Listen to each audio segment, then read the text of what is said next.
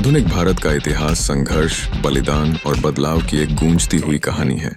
British शासन की शुरुआत, जो प्लासी के युद्ध 1757 से हुई, ने भारत की राजनीति पर गहरा प्रभाव डाला।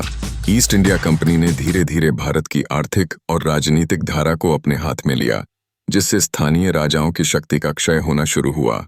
बक्सर के युद्ध 1734 ने बंगाल, बिहार और उड़ीसा पर कंपनी का नियंत्रण स्थापित किया, जिससे भारत में औपनिवेशिक प्रशासन की बुनियाद रखी गई। दूसरे चरण में ब्रिटिश शासन का विस्तार विभिन्न नीतियों के माध्यम से हुआ। सहायक संधि और लैप्स का सिद्धांत जैसे उपायों ने कई राज्यों को ब्रिटिश शासन के अधीन होने का मार्ग प्रशस्त किया।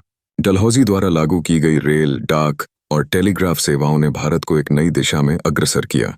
इसके साथ ही स्थायी बंदोबस्त और रैयतवारी व्यवस्था ने जमींदारी प्रथा को जन्म दिया, जिसने भारतीय समाज में गहरे आर्थिक और सामाजिक बदलाव लाए। विद्रोह और जन आंदोलन की गूंज मात्र कुछ वर्षों में सुनाई देने लगी। सिपाही विद्रोह 1857, जो कि असंतोष और आर्थिक शोषण का परिणाम था, ने भारतीय स्वतंत्रता संग्राम का एक नया अध्याय शुरू किया। इसके परिणाम स्वरूप कंपनी शासन का अंत हुआ और भारत सीधे ब्रिटिश सरकार के अधीन आया।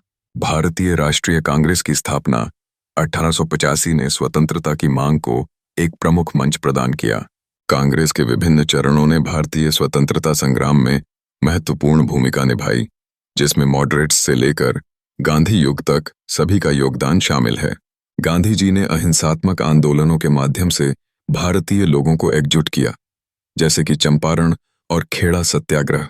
इनके अलावा अन्य नेताओं जैसे नेताजी सुभाष चंद्र बोस और डॉक्टर भीमराव अंबेडकर ने भी भारतीय स्वतंत्रता के लिए सक्रिय रूप से योगदान दिया।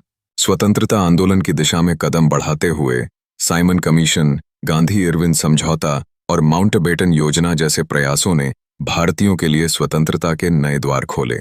अंततः 1947 में स्वतंत्रता प्राप्त करना भारत के लिए एक ऐतिहासिक क्षण था, जिसने संघर्ष की लहरों को समाप्त किया और आत्मनिर्णय की नई सुबह लाई।